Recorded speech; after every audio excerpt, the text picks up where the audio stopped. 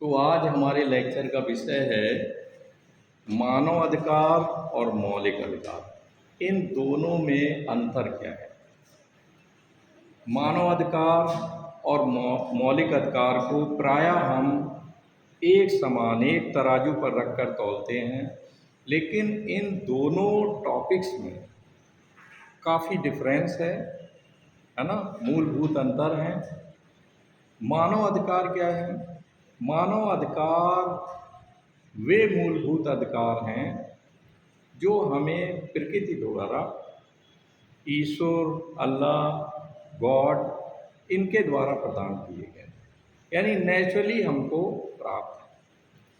जैसे अभी हमने ह्यूमैनिटी की बात की, ऑक्सीजन ये नेचर के द्वारा हमको मिल रही है। अब कोई व्यक्ति, कोई राज्य शासन व्यवस्था ये कहे कि भाई ऑक्सीजन की सप्लाई आपको नहीं दी जाएगी, है ना? पानी आप देखें, हमारा मूलभूत अधिकार है कि हमें पानी मिलना चाहिए और ये नेचर द्वारा प्रदत्त है। वो बात अलग है कि इस वाटर को लेकर लोगों ने ट्रेड बना लिया, बिजनेस बना लिया है, और हम देखते हैं बॉटल्स में किस तरह पानी जो है मिलता है। तो पता ये लगा रोटी, कपड़ा और मकान, है ना? रोटी आपका जो जीवन है, संपूर्ण जीवन, और इस जीवन में कोई हिंड्रेंस ना पैदा की जाए, ये आपका मानव अधिकार है। और जीवन से जुड़ा हुआ है आपका भोजन, पानी, हवा, ये सारा, बसना, कहीं भी आना जाना, तो ये सारा आपका मानव अधिकार है ना? तो मानव अधिकार कैसे हैं? नेचुरल है।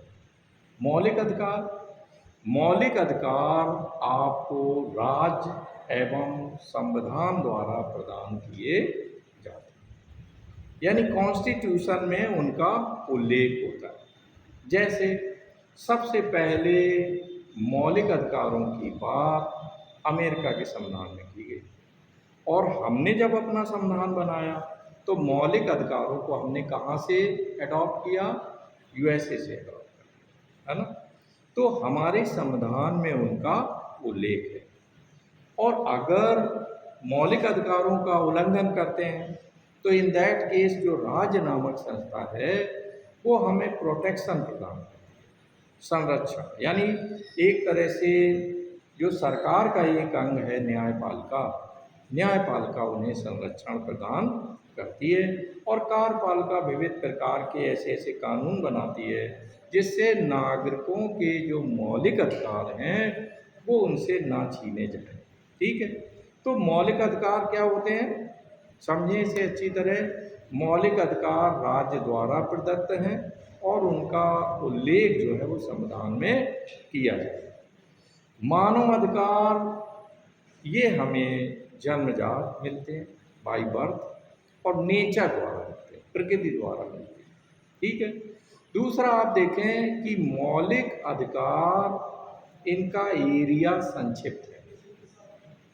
जैसे हम अपने संविधान में देखें भाग 3 में अनुच्छेद 12 से 35 तक इनका उल्लेख जो है बाकायदे हमारे भारतीय संविधान के भाग 3 में किया गया है।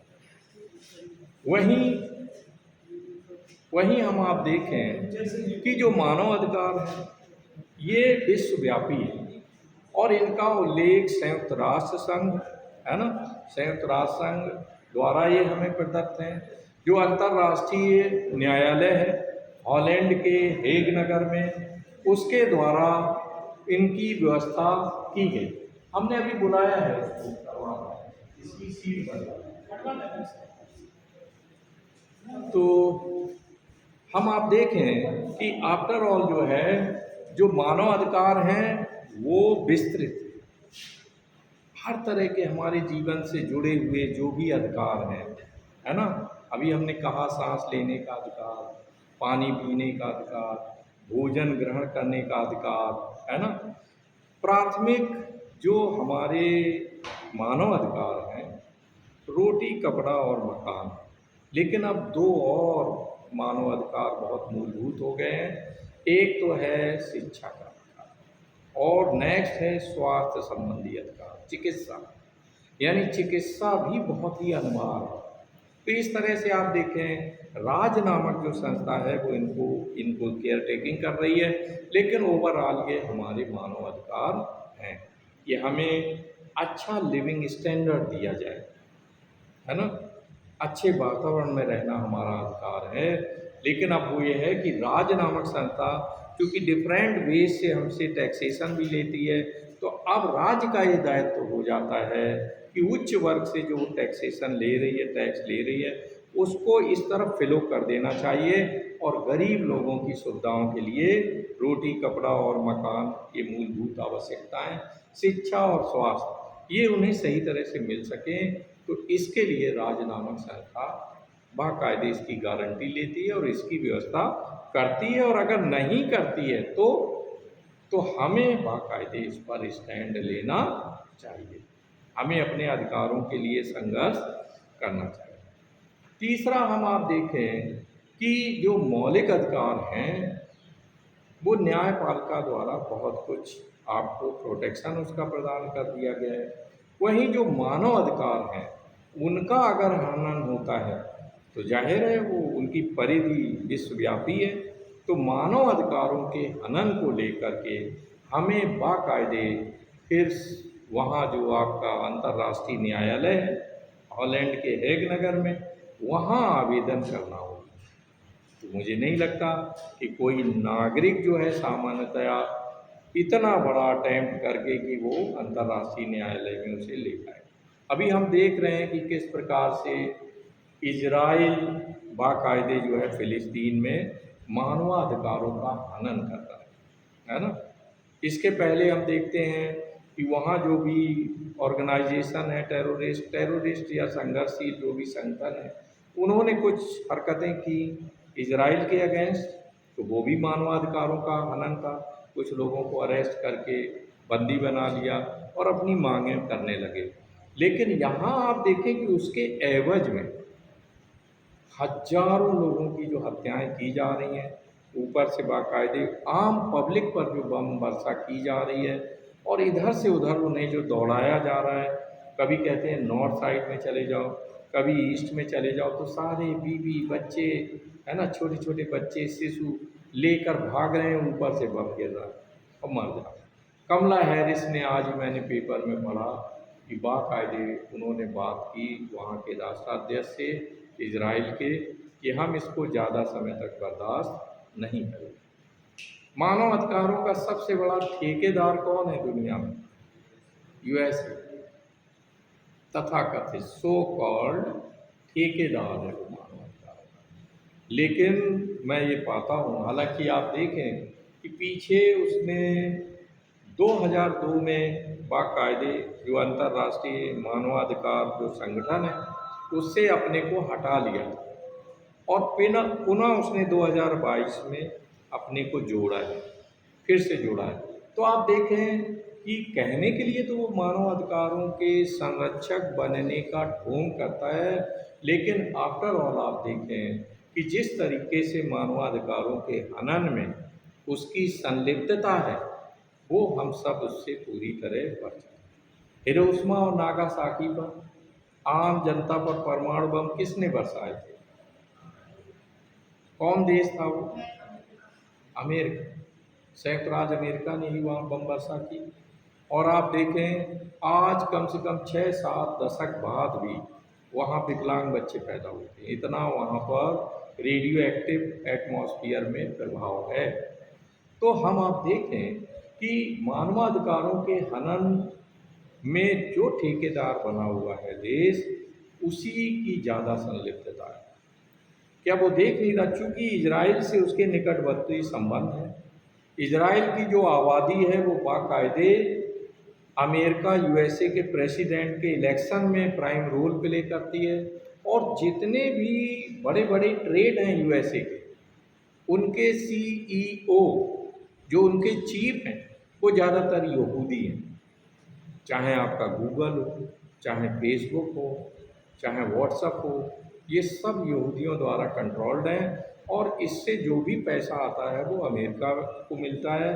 तो इन दैट केस अमेरिका नहीं चाहता कि इजराइल के लोग, उनको पूरा डिफेंस पावर सप्लाई करता है। जो बम वहाँ बरसाए जा रहे हैं उनको कौन एक्सपोर्ट करके उसे दे रहा है? अमेरिका भी। तो इन दैट केस ये हमें सोचने की आवश्यकता है कि मानव अधिकार की जब हम बात करते हैं तो सारे मानव एक हैं। धर्म, जाति, क्षेत्र, भाषा, लिंग, ये सब संकीर्णताएं हैं और इनको इग्नोर किया जाना चाहिए। केवल मानव के उन्नयन में तो आप इनका प्रयोग करें। जैसे धर्म, धर्म वो संस्था है जो लोगों को पालने पोसने, लोगों में सदाचार और सद्गुण पैदा करने के लिए धर्म बना हुआ है। लेकिन धर्म की आड़ में आतंकवाद फैलाया जाए या धर्म की आड़ में उल्टा सीधा लिंचिंग विंचिंग की जाए, ये सारी चीज़ें धर्म हमें नहीं सिखाता। शांति, सहिष्णुता, दया, ये मूलभूत गुण हैं, इनका प्रसव जो है हमें धर्म प्रदान करता है। और याद रखना, जो धर्म की आड़ में अपना खेल कर रहे हैं उल्टा सीधा, वहाँ फिर आप राजनीति की जड़ें तलाशें। ठीक है। तो मौलिक अधिकार और मानव अधिकार में ये बहुत बड़ा अंतर है।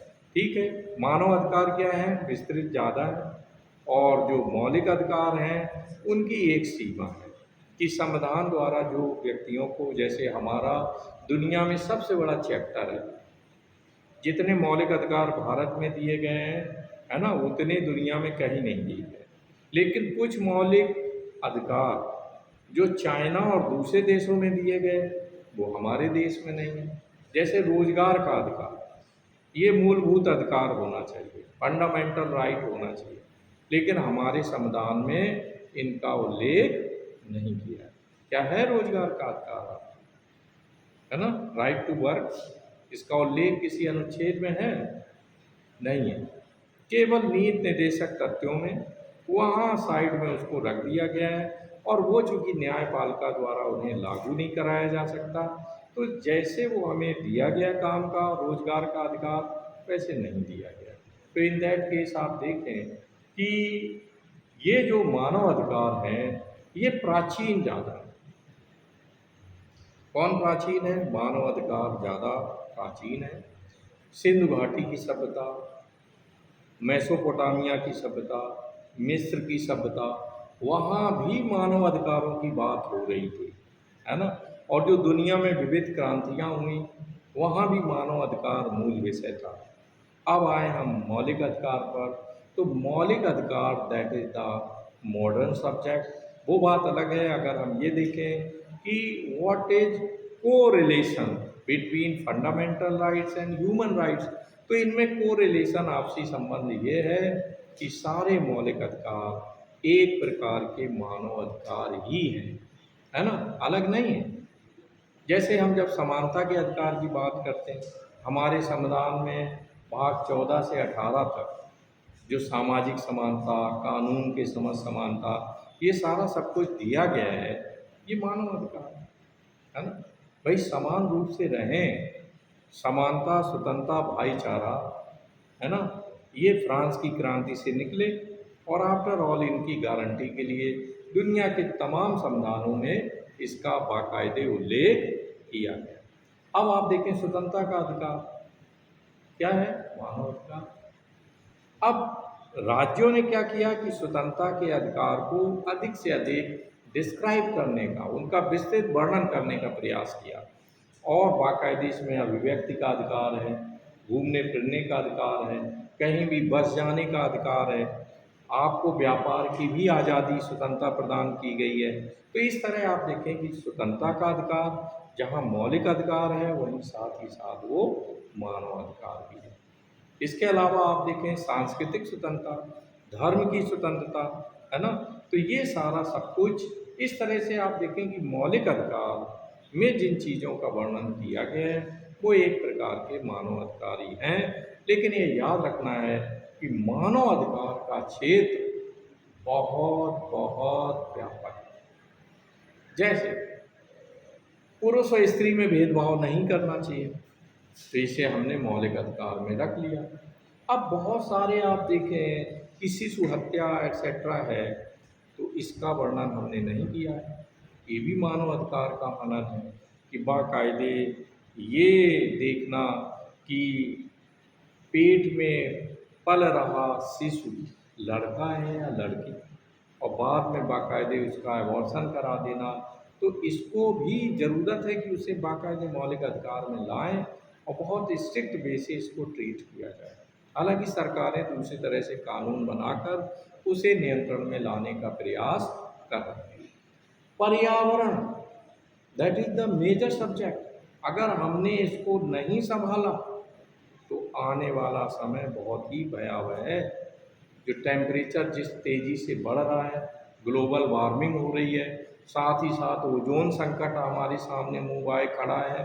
तो ऐसी कंडीशन में हमें अवेयर होना पड़ेगा और हमें मौलिक अधिकारों वाले अध्याय में बाकायदे पर्यावरण को भी शामिल, पर्यावरण की सुरक्षा, जिसे हम मौलिक कर्तव्य में रखे हुए। किसमें है ये?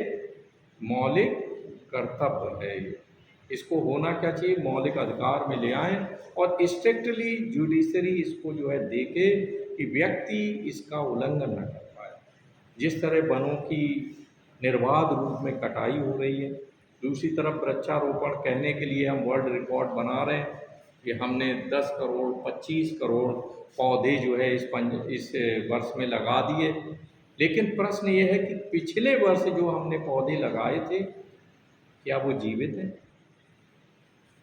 10 करोड़ पीछे भी लगाए गए, तो पता ये लगा 10 करोड़ में अगर 1 करोड़ भी जीवित हों तो बड़ी बात है। अगर हम भले हम 2 करोड़ लगाएं, लेकिन बाकायदे उनका प्रोटेक्शन करें सही तरीके से। पशुओं से बचाने के लिए उसमें बाकायदे इस तरह से लोहे वगैरह की जाली लगाएं उसमें, और ये सुनिश्चित किया जाए कि समय समय पर उस पर वाटरिंग होती रहे, पानी दिया जाता रहे। केवल ये नहीं कि 1500 हमारे कैंपस में पौधे आए, नेताजी को बुला दिया गया, बाकायदे फोटोग्राफी हो गई, लगा दिया, उसके बाद क्या हुआ, है ना? तो कहने के लिए इसको बाकायदे मौलिक अधिकारों में हमें पर्यावरण को भी जोड़ने की आवश्यकता है। अभी मैंने पढ़ा कि हर 11वां व्यक्ति दुनिया में भूख की क्राइसिस से गुजर रहा है। हंगर इंडेक्स, हम भी बहुत बुरी हालत है अपने देश की भी, तो हंगर इंडेक्स को भी देखने की ज़रूरत है कि कम से कम हर 11वां व्यक्ति जो है वो भूखा क्यों रह रहा है। जब हम इतना विकास कर गए, अंबानी जैसे लोग साल भर शादी का समारोह मनाते हैं, है ना, बफे सिस्टम चलता है, करोड़ों अरबों रुपए बर्बाद किए जाते हैं, वहीं हम देखते हैं कि हर 11वां व्यक्ति भूखा रह रहा है। तो ये मानव अधिकार का हनन है। तो आफ्टर ऑल आप देखें कि इसे भी शामिल किया जाना चाहिए कि हमारी सरकारें ये सुनिश्चित करें कि व्यक्ति को कम से कम 2 टाइम भोजन मिले और वो भी संतुलित आहार मिले, है ना? हम सब लोग चंगे हैं, बहुत सही हालत में हैं, लेकिन वास्तव में दूर दराज एरियाज में, है ना, जैसे सपोज दैट हम देखते हैं चौराहों पर, कानपुर हो, बड़े बड़े महानगरों में, मुंबई में बहुत सारे मजदूर, एक एरिया विशेष होता है जहाँ वो जमा बाड़ा करते हैं। लेकिन मैं देखता हूँ कि 50% 40% लोग आए दिन उस चौराहे से लौट जाते हैं, उस मजदूर को काम नहीं मिलता, और अगर वो अनवरत कई दिन इसी तरह लौट गया तो समझ सकते हैं उसके परिवार के सामने संकट आ जाएगा खाना मुहैया कराने का। तो इन दैट केस आप देखें कि यहाँ प्रश्न उठता है कि सरकारें इसको भी सुनिश्चित करें, और ये भोजन वाला मामला है, रोटी कपड़ा और मकान, इसको बहुत अच्छी तरह से मौलिक अधिकारों में संरक्षित किया जाना चाहिए और उसको बाकायदे न्यायपालिका और जुडिशरी द्वारा उसको प्रोटेक्शन दिया जाना चाहिए। जो डिफरेंट टाइप ऑफ टैक्स हम वसूलते हैं पूंजीपतियों से, आजकल हालांकि स्थिति खराब है। हम ये पाते हैं कि अपने देश में केवल service class regular income tax पे कर रहा है। पूंजीपति जो है एक बड़ा दायरा है, जो बहुत सारे हॉस्पिटल्स हैं, उनको हम इस परिधि में नहीं ला पा रहे हैं, है ना?